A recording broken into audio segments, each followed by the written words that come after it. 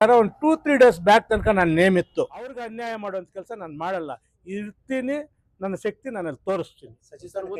ಚಿಕ್ಕಬಳ್ಳಾಪುರ ನಗರದಲ್ಲಿ ಉಸ್ತುವಾರಿ ಸಚಿವ ಬೈರತಿ ಸುರೇಶ್ ಬರ ಅಧ್ಯಯನ ಸಭೆಗೆ ಹಾಜರಾಗಿದ್ದ ಬಾಗೇಪಲ್ಲಿ ಶಾಸಕ ಎಸ್ಎನ್ ಸುಬ್ಬಾರೆಡ್ಡಿ ಮಾಧ್ಯಮದವರೊಂದಿಗೆ ಮಾತನಾಡಿ, ನನಗೆ ಲಭಿಸಿದ ಮಾಹಿತಿಯ ಪ್ರಕಾರ ಸಚಿವ ಸಂಪುಟದ ಪಟ್ಟಿಯಲ್ಲಿ ನನ್ನ ಹೆಸರು ಬಂದಿತ್ತು.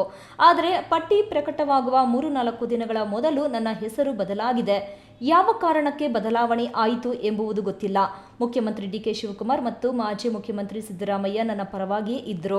ಆದರೆ ಹೈಕಮಾಂಡ್ ಮಟ್ಟದಲ್ಲಿ ಕೆಲವು ವ್ಯತ್ಯಾಸಗಳು ನಡೆದಿದ್ದು ನನಗೆ ಅನ್ಯಾಯವಾಗಿದೆ ಎಂದು ಹೇಳಿದರು. ಈಗ ಸಚಿವನಾಗುವ ಆಸೆಯನ್ನು ಬಿಟ್ಟಿದ್ದೇನೆ. ಆದರೆ ನನ್ನ ಕ್ಷೇತ್ರದ ಅಭಿವೃದ್ಧಿಗಾಗಿ ಹೆಚ್ಚಿನ ಅನುದಾನ ನೀಡುವಂತೆ ಪಕ್ಷದ ನಾಯಕತ್ವವನ್ನು ವಿನಂತಿಸುತ್ತೇನೆ ಎಂದು ತಿಳಿಸಿದರು.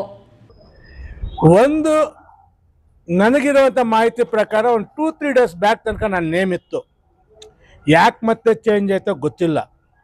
ಬಟ್ ನನಗಂತೂ ನಮ್ಮ ಡಿ ಕೆ ಶಿವಕುಮಾರ್ ಸಾಹೇಬರಿರ್ಬೋದು, ಸಿದ್ದರಾಮಯ್ಯನವರಿರ್ಬೋದು ಭಾಳ ನನಗೆ ಸಹಾಯ ಮಾಡಿದ್ದಾರೆ. ಹೈಕಮಾಂಡಲ್ಲಿ ಕೆಲವು ವ್ಯತ್ಯಾಸಗಳಿಂದ ನನಗೆ ಅನ್ಯಾಯ ಆಗಿದೆ. ಆದರೂ ನಾನಿನ್ನ ಆಸೆ ಬಿಟ್ಬಿಟ್ಟಿದ್ದೀನಿ. ಸಚಿವನಾಗೋ ಆಸೆ ನಾನು ಬಿಟ್ಬಿಟ್ಟಿದ್ದೀನಿ, ನನಗೆ ಬೇಕಾಗೂ ಇಲ್ಲ.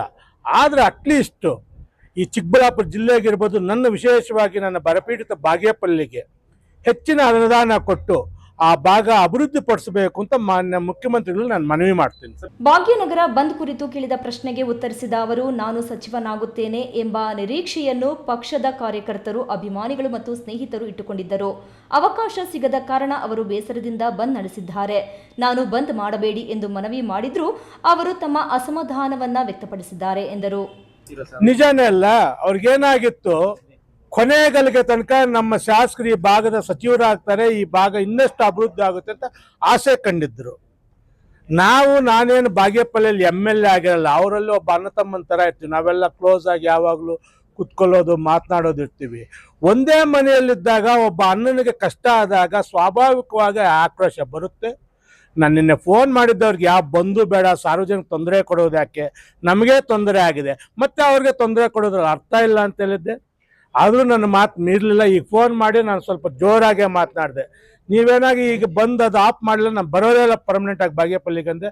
ಇಲ್ಲ ನಾ ಈಗ ಅಂತ ಹೇಳ್ಬಿಟ್ಟು 3-3ವರೆಗೆ ಎದ್ದಿರ್ಬೋದು ಮೋಸ್ಟ್ಲಿ. ನನಗೆ ನಾ ಫೋನ್ ಮಾಡಿ ಎದ್ದಿರ್ತಾರೆ ಇಷ್ಟೊತ್ತಿಗೆ. ಆದ್ದರಿಂದ ನಾನು ವಿನಂತಿ ಇಷ್ಟೇ, ನನಗಂತೂ ಅನ್ಯಾಯ ಆಗಿದೆ. ಅಟ್ಲೀಸ್ಟ್ ನನ್ನ ಕ್ಷೇತ್ರಕ್ಕಾದರೂ ಒಂದು ಅವಕಾಶ ಇದೆ. ಈ ಸರ್ಕಾರ ಇರೋಷ್ಟನ್ನ ಒಂದು ಅನುದಾನ ಕೊಟ್ಟು ಅಭಿವೃದ್ಧಿ ಪಡಿಸ್ಕೋಬೇಕು ಅಂತ ನಾನು ಆಸೆ ಪಡ್ತೀನಿ. ಯಾವುದೇ ಹುದ್ದೆಗಾಗಿ ಬಿ ಫಾರಂಗೂ ದೆಹಲಿಗೆ ಹೋಗಿ ಲಾಬಿ ಮಾಡಿದವನಲ್ಲ. ಆದರೆ ಈ ಬಾರಿ ಮೊದಲ ಬಾರಿಗೆ ಸಚಿವ ಸ್ಥಾನಕ್ಕಾಗಿ ಪ್ರಯತ್ನಿಸಿದ್ದೆ.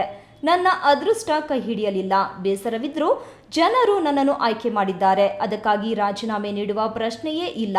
ಜನರಿಗಾಗಿ ಮತ್ತು ಕ್ಷೇತ್ರದ ಅಭಿವೃದ್ಧಿಗಾಗಿ ಕೆಲಸ ಮುಂದುವರಿಸುತ್ತೇನೆ ಎಂದು ಸುಬ್ಬಾರೆಡ್ಡಿ ಹೇಳಿದರು. ಕ್ಯಾಮರಾ ಪರ್ಸನ್ ಅಖಿಲ್ ಜೊತೆ KS ನಾರಾಯಣಸ್ವಾಮಿ, ಈ ನ್ಯೂಸ್ ಟಿವಿ, ಚಿಕ್ಕಬಳ್ಳಾಪುರ.